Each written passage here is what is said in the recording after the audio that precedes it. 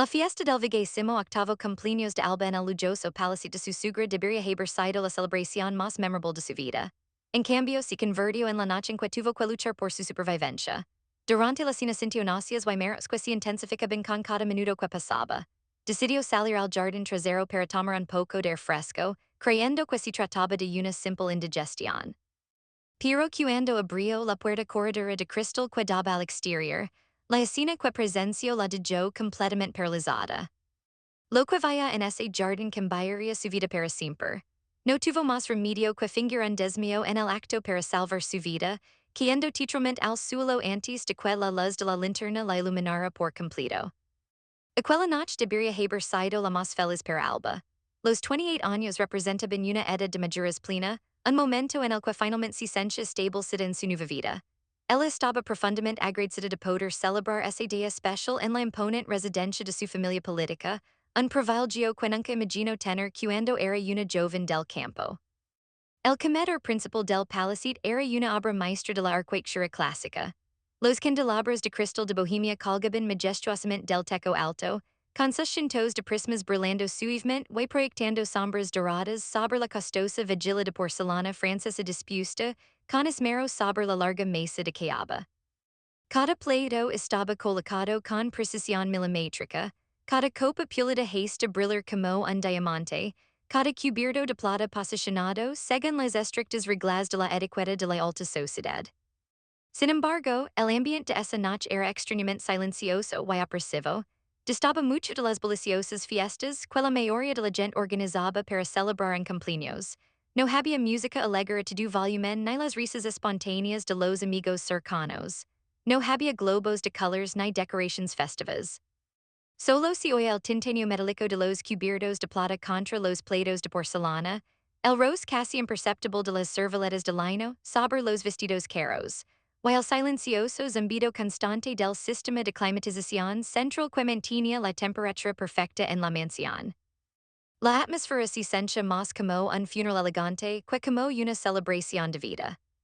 La suegra de Alba, la señora Catalina Montenegro, que siempre mantenía una apariencia impecable digna de una revista de moda, estaba sentada con autoridad al final de la mesa como una reina en su trono. Su espalda permanecía perfectamente recta sin tocar nunca el respaldo de la silla, una postura que había perfeccionado durante décadas de eventos sociales de alto nivel. Levaba un seductor vestido de seda color burdeos que le caía elegantemente sobre su figura todavía esbelta, dándole un aspecto majestuoso y a la vez profundamente intimidante. El vestido había sido confeccionado a medida por un diseñador italiano famoso, y Alba sabía que costaba más que el salario anual de sus padres. En el rostro de la señora Montenegro, increíblemente firme y sin arrugas para alguien que superó los 55 años gracias a tratamientos cosméticos regulares en las clínicas más exclusivas de la capital, se dibujaba una sonrisa amable y maternal. Pero Alba había aprendido a leer más allá de esa sonrisa. Los ojos de su suegra eran siempre penetrantes y calculadores, como los de una aguila vigilando a su presa, evaluando cada movimiento de Alba, cada palabra, cada gesto, buscando constantemente imperfecciones que corregir. Al lado de Alba estaba sentado su marido, Mateo Montenegro. Esa noche lucha particularmente apuesto con una camisa blanca de algodón egipcio impecablemente planchada, pantalones de vestir grises de corte perfecto y una corbata de seda azul marino que combinaba perfectamente con sus ojos. Su cabello oscuro estaba peinado hacia atrás con gel, dando ese aspecto de ejecutivo exitoso que tanto le gustaba a su madre. Pero esa noche Mateo parecía diferente, distante y perturbado. Desde que comenzó la cena había mantenido la cabeza la mayor parte del tiempo, con la mirada fija en su plato, apenas probando la exquisita comida que los cocineros habían preparado con tanto esmero. Sus manos temblaban ligeramente cada vez que levantaba el tenedor. Casi no había cruzado la mirada con Alba durante toda la velada, evitando activamente sus ojos. Cada vez que él intentaba iniciar una conversación sobre sus planes de vacaciones para el próximo mes, sobre la película que habían visto la semana anterior o cualquier otro tema libre y casual, Mateo respondía solo con breves monosyllabos secos o un incómodo asentimiento de cabeza que no invitaba a continuar el diálogo. ¿Estás bien, cariño? Le había preguntado Alba en voz baja, tocando suavemente la mano, te ves pálido. Estoy bien, había respondido Mateo sin mirarla, retirando su mano de la de. La solo cansado del trabajo. Alba supuso que estaría agotado, y que ultimamente trabajaba hasta muy tarde en la empresa familiar, a menudo llegando a casa pasada la medianoche con aspecto exhausto. Intento ser comprensivo y no presionarlo. Como esposa devota y según los valores que le habían inculcado desde niña, le habían enseñado que siempre debía apoyar a su marido incondicionalmente y proteger el honor de la familia por encima de todo. Era un principio sagrado que la señora Montenegro le había inculcado, con firmeza desde el primer día que puso un pie en aquel imponente palacete hace 2 años, cuando se casó con Mateo en una boda suntuosa que apareció en todas las revistas de sociedad. Una buena esposa nunca cuestiona a su marido en público, le había dicho la señora Montenegro durante una de sus muchas lecciones sobre cómo comportarse en la alta sociedad. Una buena esposa siempre sonríe, siempre es elegante, y siempre mantiene la dignidad de la familia. Alba había intentado ser esa esposa perfecta con todas sus fuerzas, aunque a menudo se sentía como si estuviera representando un papel en una obra de teatro interminable. Cuando terminaron con el plato principal, un exquisito solomillo Wellington acompañado de esparagos y puré de trufa, una empleada vestida con un uniforme blanco y negro impecable se acercó silenciosamente a la mesa. Con movimientos precisos y practicados, retiró los platos de la mesa con una destreza silenciosa que solo vin con años de servicio en casas de la alta sociedad. Sus pasos eran tan suaves que apenas se oían sobre la gruesa alfombra persa. Un momento después, la señora Montenegro se levantó con elegancia de su silla. Sus movimientos eran fluidos y calculados, como los de una bailarina consumada. Se dirigió con paso majestuoso hacia un mueble bar antiguo de caoba talada que ocupaba una esquina de la estancia, una pieza que había pertenecido a la familia durante generaciones. Regreso momentos después levando con cuidado una bandeja de plata pulida que reflejaba la luz de los candelabros. Sobre la bandeja descansaba una hermosa licor de cristal talado a mano, con intrincados patrons geométricos que brillaban bajo la luz. La licor contenía un líquido oscuro casi negro de aspecto espeso y misterioso. Junto ella había tres pequeñas copas de cristal, también antiguas y valiosas. En cuanto la señora Montenegro colocó la bandeja en el centro de la mesa con un suave sonido metálico, un intenso y peculiar aroma hierba inundó el ambiente del comedor.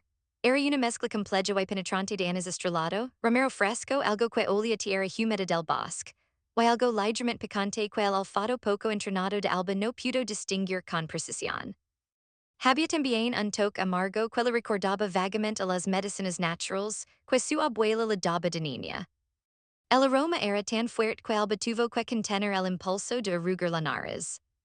La señora Montenegro sirvió el oscuro licor con movimientos ceremoniosos, primero llenando hasta la mitad la copa de Alba con especial cuidado, luego la de Mateo con un gesto más brusco y finalmente la suya propia con precisión medida.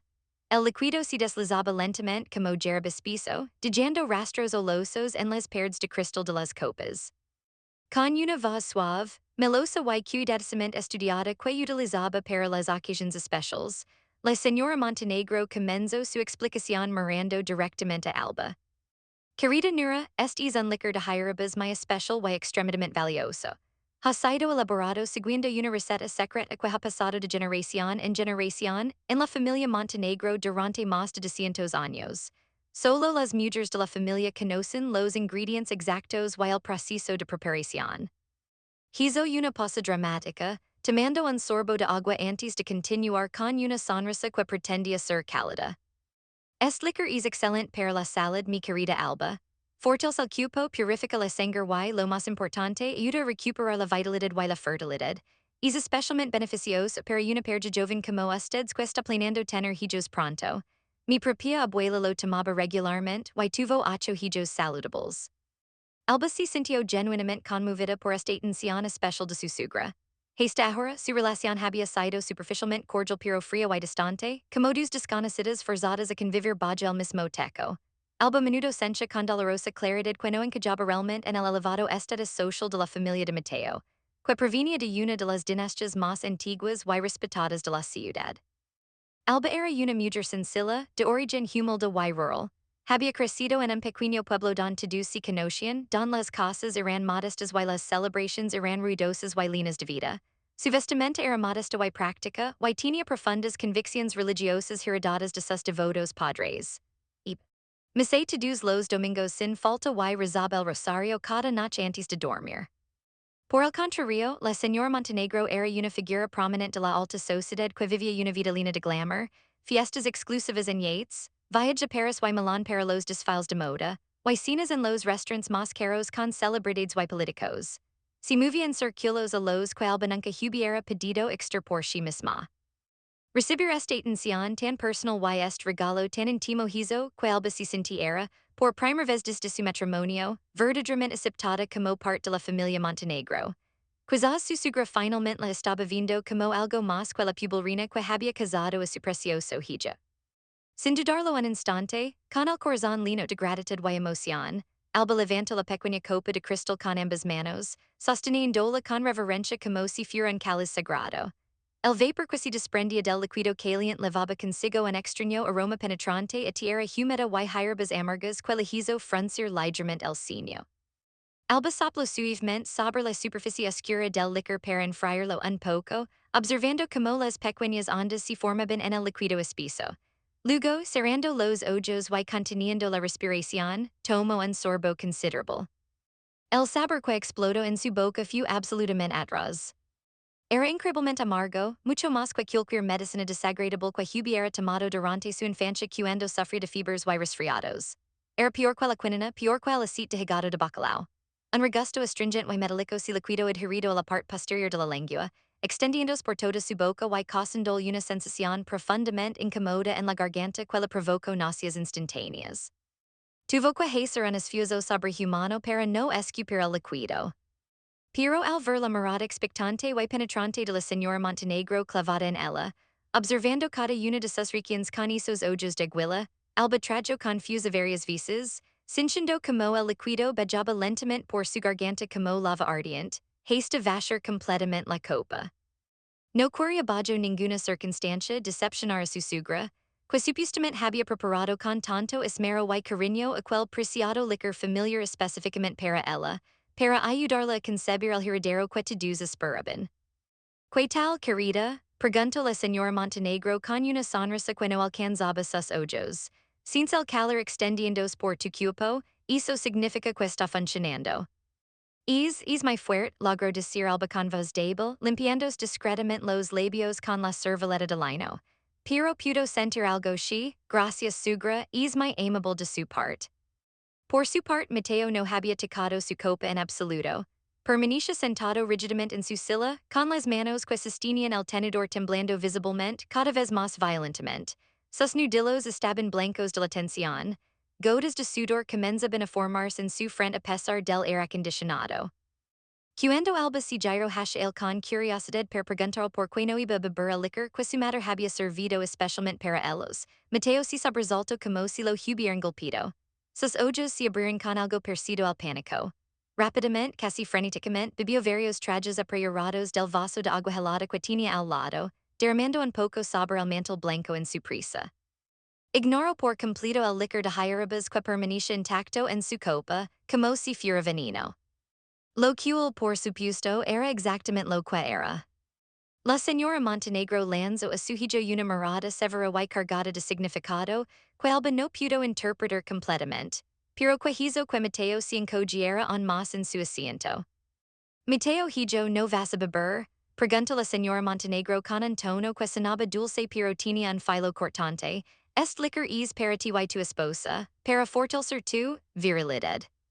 Yo he bebido suficient vino, matter, murmuró Mateo, evitando su mirada. No quiero mezclar alcohols, me duele un poco la cabeza. Que lástima, respondió la señora Montenegro con frialdad, y Alba pudo jurar que vaya un destello de irritación cruzar fugazmente su rostro perfectamente maculado. Pero Alba ha sido lo suficientemente cortés como para apreciarlo. Verdad, querida. Sí es delicioso, mintió Alba, sintiendo como su estómago comenzaba a protestar. Habían pasado aproximadamente 15 minutos desde que Alba terminó de beber el licor.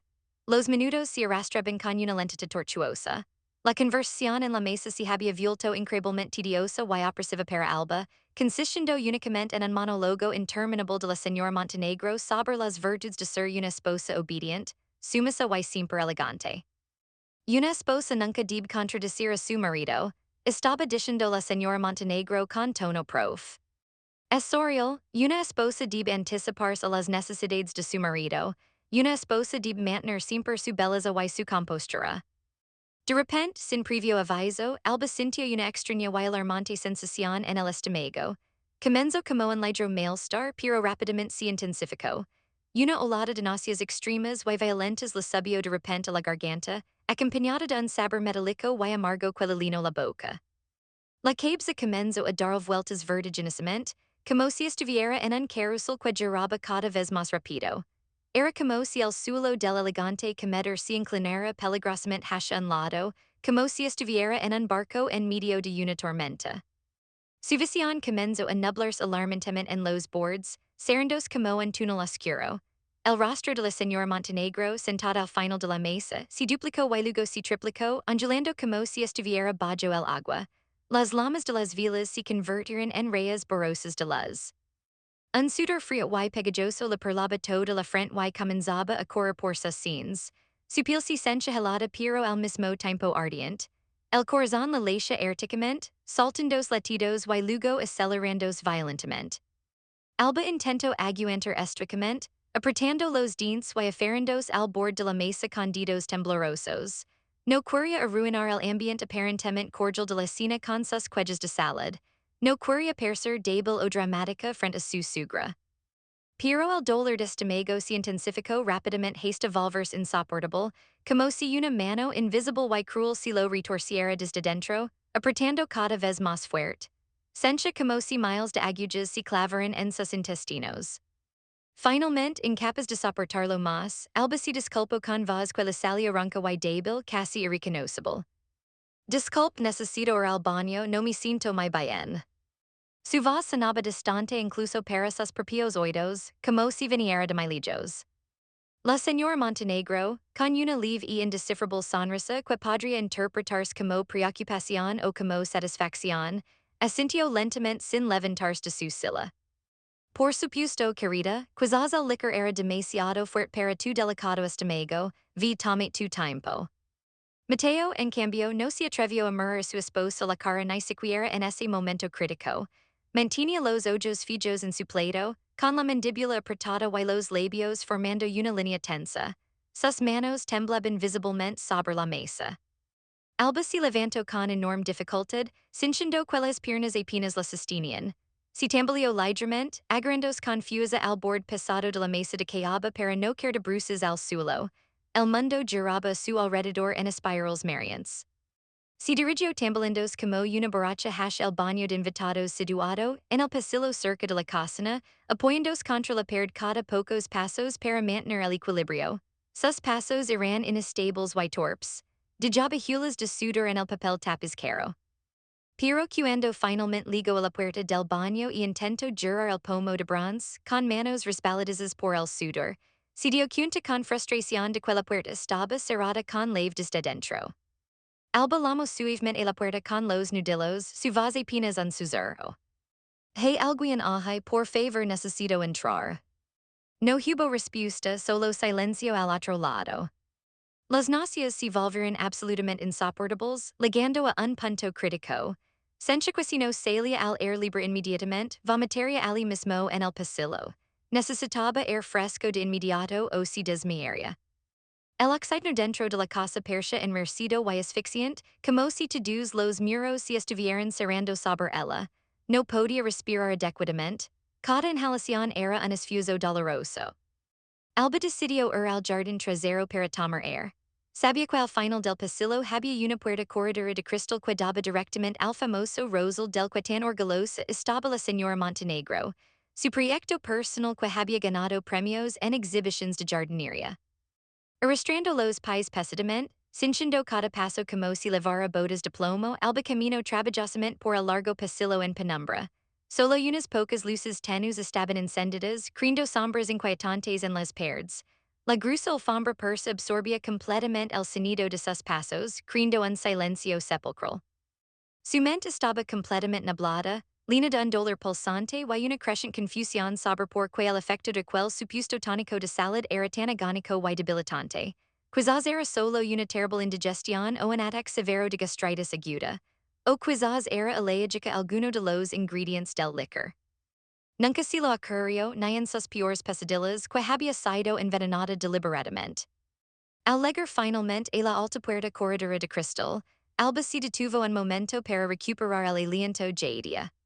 Indio y apoyándose contra el marco frío. Sentía que sus pulmones no se llenaban completamente de aire, con mano temblorosa y sudorosa, agarró el frío pomo metálico. Abrió la puerta lentamente, deslizándola con cuidado hacia un lado, tratando de no hacer ruido para no interrumpir la escena o llamar la atención sobre su estado deplorable. El aire frío de la noche de otoño le golpeó el rostro inmediatamente, proporcionando un ligero pero bendito alivio momentáneo. Era como sumergir la cara en agua helada. Inhaló profundamente el aire limpio y fresco. Pero ese alivio fue extremadamente breve y desapareció en un instante. Justo antes de que sus ojos, todavía nublados y luchando por enfocar, captaron una escena absolutamente aterradora que le heló el corazón y la sangre en las venas. Bajo la tenu las amarillo y parpadeante de las lamparas del jardín, entre los espinosos rosales cudedamente pedados que formaban filas perfectas, Alba veía dos personas que conocía demasiado bien, dos personas que deberían estar en el comedor terminando la cena. No eran empleados realizando algún trabajo nocturno, tampoco era el viejo jardinero cuidando las plantas. Eran la señora Montenegro y Mateo. Alba contuvo el aliento bruscamente, sintiendo como el aire se atoraba dolorosamente en su garganta.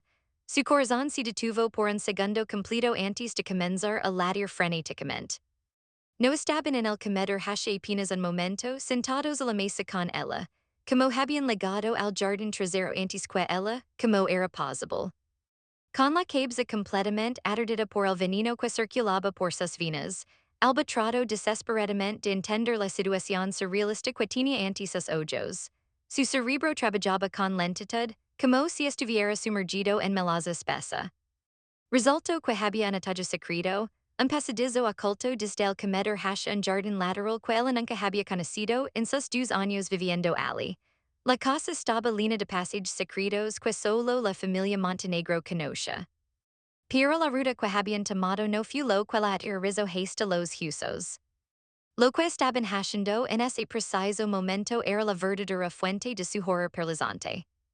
La señora Montenegro, vestida con su elegante vestido de seda burdeos para la fiesta, levaba ahora unos guantes de goma amarillos industriales que le legaban hasta los codos, el tipo que se usa para manipular productos químicos peligrosos. En su mano derecha sostenía una gran linterna de alta potencia que iluminaba intensamente el suelo de tierra. Mientras tanto, Mateo se había quitado su costosa chaqueta de traje que ahora yacía arrugada sobre un arbusto cercano. Su camisa blanca impecablemente planchada estaba ahora remangada hasta los codos, revelando sus antebrazos y completamente empapada en sudor que formaba grandes manchas oscuras en la tela. Su corbata había sido afligada y colgaba torcida alrededor de su culo. En sus manos temblorosas sostenía una pala grande de jardín, de las que se usan para cavar hoyos profundos. Estaban cavando un hoyo en la tierra. No era simplemente un hoyo. El hoyo era de forma rectangular perfecta, estrecho y bastante profundo, de aproximadamente 1,80 m de largo por 60 centímetros de ancho, del tamaño exacto, preciso, para acomodar un cupo adulto. No era un hoyo para plantar un nuevo rosal o un árbol decorativo. Era una tumba. Una tumba cavada con anticipación esperando a su ocupante. Alba jugó un grito de terror que amenazaba con escapar de su garganta, levandos la mano y la boca confusa para no gritar y revelar su presencia. Sus ojos se abrieron enormemente, tan grandes que dolían. El horror puro corría por sus venas como hilo. Las náuseas causadas por el veneno parecieron desvanecerse instantáneamente, reemplazadas por una descarga masiva de adrenalina que le recorrió todo el cuerpo como electricidad, despertando cada nervio y cada sentido en estado de alerta máxima. Su mirada se desvía rápidamente hacia los objetos que había esparcidos sobre el césped perfectamente cortado cerca del hoyo, y lo que vaya hizo que su sangre se helara completamente. Justo al lado del hoyo rectangular estaba su propia maleta, la gran maleta negra de cuero que Alba usaba cuando visitaba sus padres en el pueblo durante los días festivos. La maleta estaba cerrada con cremallera y en posición vertical, apoyada contra el montículo de tierra fresca.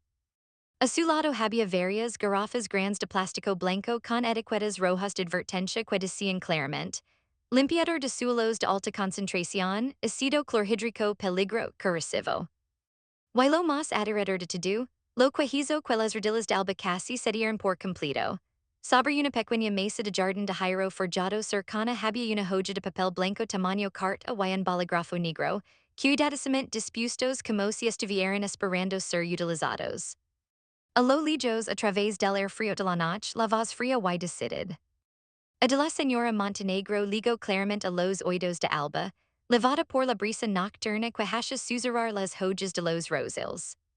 Cava más rápido Mateo, no season útil, el veneno pronto hará efecto completo y no tenemos toda la noche. La señora Montenegro hablaba con la misma naturalidad, con la que podría estar dando instrucciones sobre cómo arreglar el jardín. Hizo una pausa para iluminar mejor el hoyo con su linterna, evaluando la profundidad con ojo crítico, antes de continuar con tono impaciente. El hoyo debe estar completamente listo y la profundidad adecuada antes de que Alba comience a convulsionar. Cuando el veneno llega su fase final, tendremos aproximadamente 10 minutos antes de que el cuerpo se ponga rígido. No podemos perder tiempo. Esas palabras terribles golpearon la conciencia de Alba como un rayo fulminante, iluminando la horrible verdad en toda su monstruosidad.